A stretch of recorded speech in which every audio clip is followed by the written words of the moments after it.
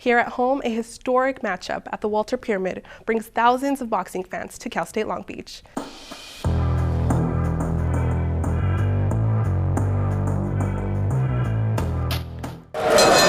It's fight night here at Cal State Long Beach. For the first time in history, boxing matches will be held inside the Walter Pyramid, as Oscar de la Hoya's Golden Boy Promotions are hosting the boxing event, broadcasted by DAZN. I'm here at the Walter Pyramid today as boxing fights are set to take place for the first time in Cal State Long Beach history. As you can see, the fighters are ready to go, the fans are electric. This is an incredible moment for the city of Long Beach. The fight card is filled with up-and-coming fighters leading up to the main event of the night, with crowd favorite Jojo Diaz Jr. up against the veteran Mercito Gesta in a super lightweight battle. The boxing legend De La Hoya is excited to bring action-packed fights for the first time to the Pyramid. Looking forward to making more fights happen here in Long Beach, and it's exciting. The arena's awesome. I can't wait for all the fans screaming and the action. It's going to be a fun night, so thank you.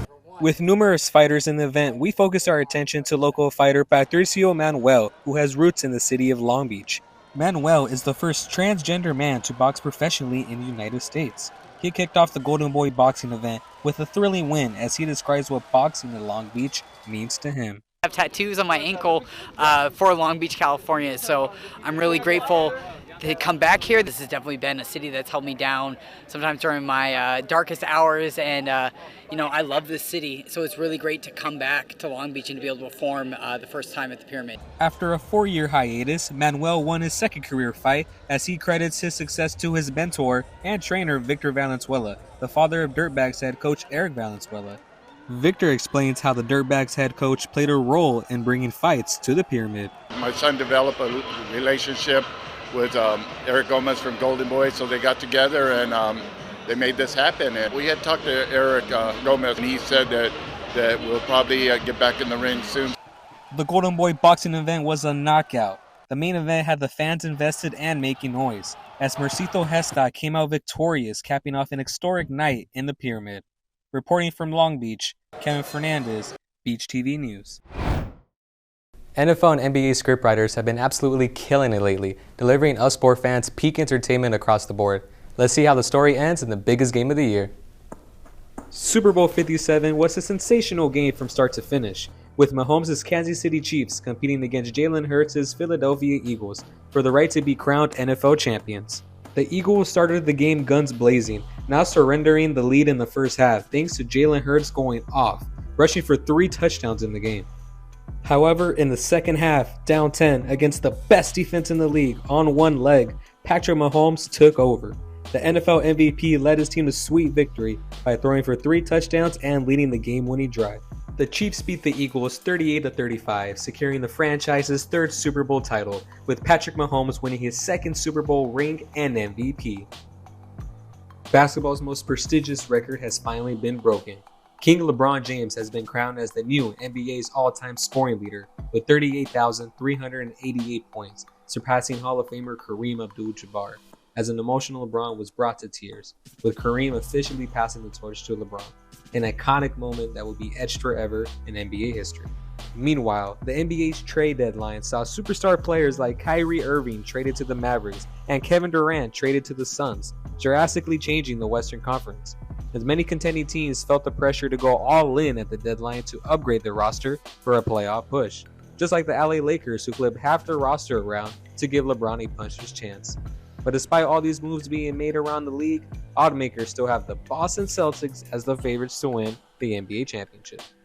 In the NHL, the Los Angeles Kings faced off against the Buffalo Sabres. Forward Adrian Kempe started the scoring with a goal in the second period, as the veteran player has been on fire lately, scoring 7 goals in the last 3 games. The Kings cruised to a 5-2 win. Los Angeles now sits in 4th place in a packed Western Conference, and 2nd in the Pacific Division.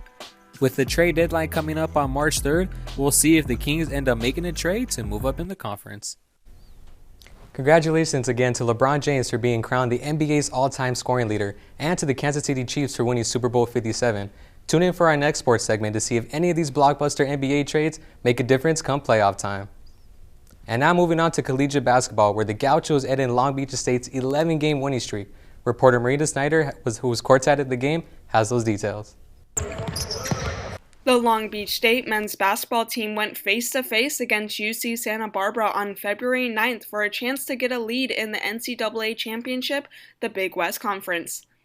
Long Beach State went into the game with an overall position of third in the ranking, with UC Irvine coming in second and UC Santa Barbara holding the #1 title in the league.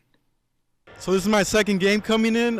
It's unfortunate because this is my last year here at Long Beach, but I've seen the boys play and I'm pretty confident we could take out Santa Barbara, so go Beach. I'm here in the Walter Pyramid for the NCAA men's basketball tournament with Long Beach State in their home territory playing against UC Santa Barbara. The Long Beach State men's basketball team is currently 14-10 this season for all their games played. On top of that, the team has over an 1,800 scoring average, with their opponents only having an average of 1,700. We'll see how this game unfolds, with UC Santa Barbara having a 1,500 scoring average. This conference will determine who moves on to the next categories for the NCAA championship, the Big West. So this is my second Long Beach game ever. I'm really excited to come and see the boys play. My first time ever seeing it. I was really excited to see all the student section hyped up, and I wanted to be part of it this time, so go Beach. The Long Beach State team could not withstand UC Santa Barbara's offense with their zone-on-zone defense in the second half of the game. Their 5-point lead soon became a 3-point loss in the end. With a loss in this match, Long Beach State now holds a ranking of 5th in the league with an overall game average of 15-11 opposed to their previous 14-10 game average. Currently, Santa Barbara sits in first place with only a couple losses, so it's a huge game for us in the standings. I'm pretty sure the rest of the way all the games are going to be important for us. They're going to have some level of, repercussions with regards to the standings in the Big West. I just really am proud of the group for sticking with it. We had a rough start to begin the conference play, losing 2 games on the last possession at home. It would have been very easy for this young group to get down on themselves and kind of just fade away, but they fought through it. Unfortunately, the men's basketball team could not secure the win tonight, with UC Santa Barbara in the lead with a final score of 75-72. If you didn't get a chance to make it out to this game tonight, there are still plenty more in the season, with more from the Big West Conference as well. Reporting from Long Beach, California, this is Marita Snyder.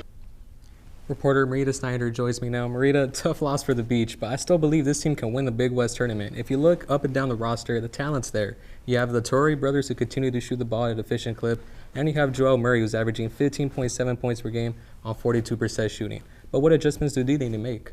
Definitely agree with you on that one, Kevin. The Traore brothers, number 23 and 25, worked so effectively together on the court. The team showed a strong man-to-man coverage in that first half, making sure UC Santa Barbara's men couldn't enter the paint. A lot of strong offense was showed from our team as well. The only weakness was our zone coverage in the second half, allowing UC Santa Barbara's men to shoot those open threes and take that lead in the second half of the game. Hopefully they can adjust and pick up their coverage for their future Big West games. No, I can't wait for the tournament to start, but we'll have to wait. That's all we have for sports this evening. Back to you guys at the news desk.